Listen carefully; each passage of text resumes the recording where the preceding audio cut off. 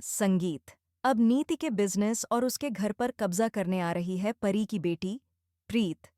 वो अपनी माँ और पापा की मौत का बदला लेगी।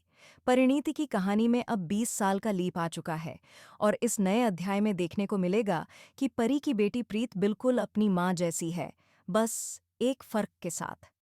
वो भले दूसरों की मदद करती है, लेकिन अपने दुश्मनों को छोड़ती नहीं। असल में परी और संजू ने अपनी बेटी प्रीत को गुरप्रीत और बबली के पास छोड़ दिया था। वे उसे लेकर गांव चले गए। उधर नीति को लगता है कि परी, संजू और उनकी बेटी अब इस दुनिया में नहीं है।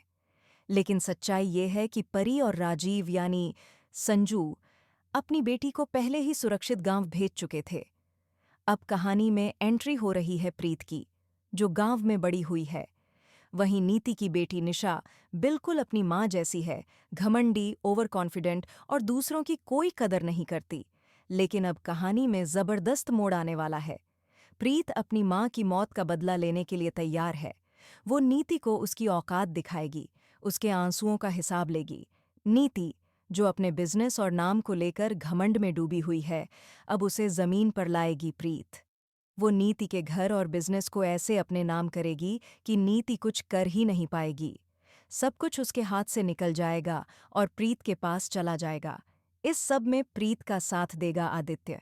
अब देखना ये दिलचस्प होगा कि क्या नीति की बेटी निशा का हाल उससे भी बुरा होगा।